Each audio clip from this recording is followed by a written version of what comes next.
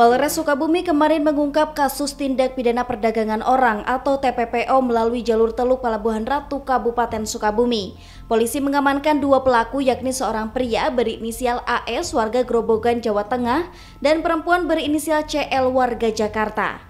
Menurut Kapolres Sukabumi AKBP Maruli Pardede mengatakan berawal dari adanya laporan dari masyarakat terkait adanya 29 orang TKI ilegal dalam satu rumah di wilayah Kelurahan dan Kecamatan Pelabuhan Ratu Kabupaten Sukabumi yang terindikasi akan diberangkatkan bekerja ke luar negeri dengan tujuan negara Australia.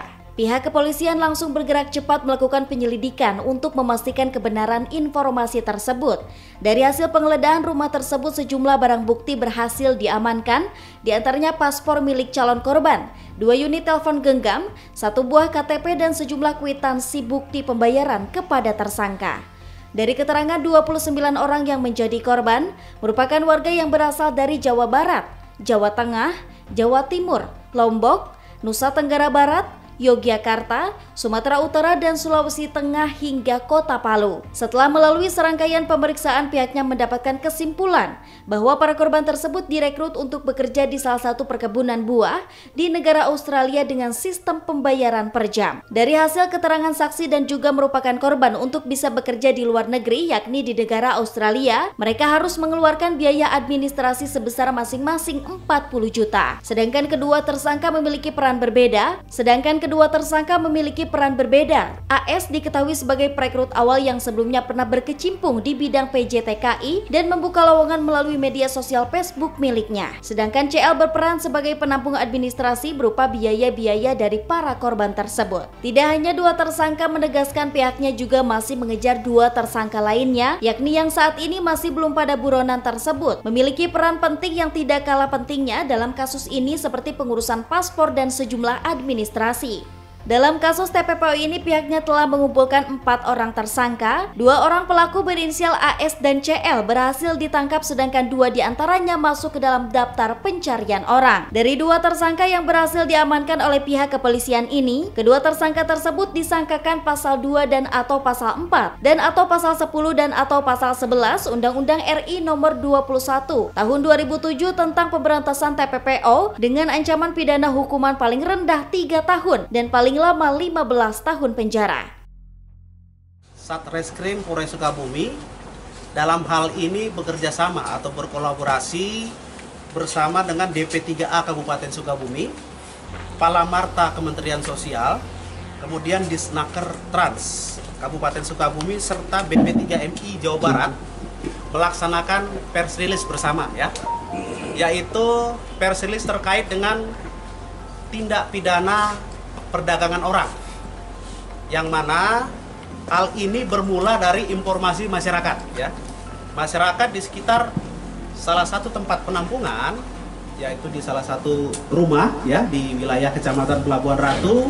Hasil dari penyelidikan ternyata kuat dugaan indikasi akan diberangkatkan sebanyak 29 orang untuk bekerja di Australia melalui Teluk Pelabuhan Ratu, dan kita lakukan penggeledahan di salah satu rumah penginapan di Kecamatan Pelabuhan Ratu yang dicurigai tersebut.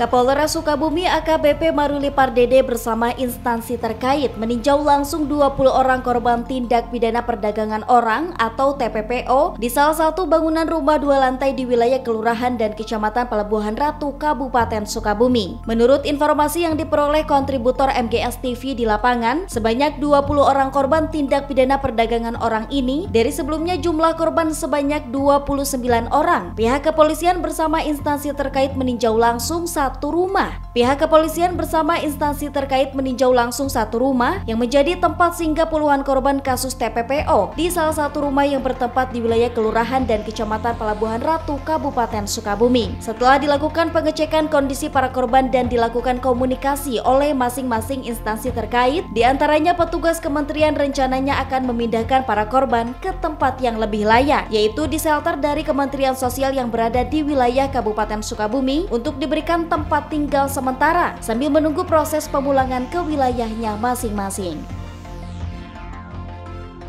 ini kita sama-sama melihat rumah tempat penampungan daripada para korban TPPO, tindak pidana perdagangan orang yang terjadi di Pelabuhan Ratu.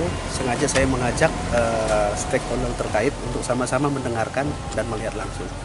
Daripada pembicaraan itu memang mereka tergiur dengan iming-iming ya, dengan keadaan ingin bekerja di luar negeri, kemudian ternyata menjadi korban daripada modus operandi tindak pidana perdagangan orang. Dari stakeholder terkait juga sudah bisa menyampaikan apa-apa saja yang akan dilakukan dari masing-masing tugas pokok dan fungsinya, termasuk rencana besok akan kita pindahkan para korban ini ke tempat yang lebih layak, yaitu di shelter dari Kementerian Sosial, termasuk dari Paramata, termasuk juga nanti bagaimana logistiknya ya, karena mereka juga sudah kurang lebih beberapa bulan.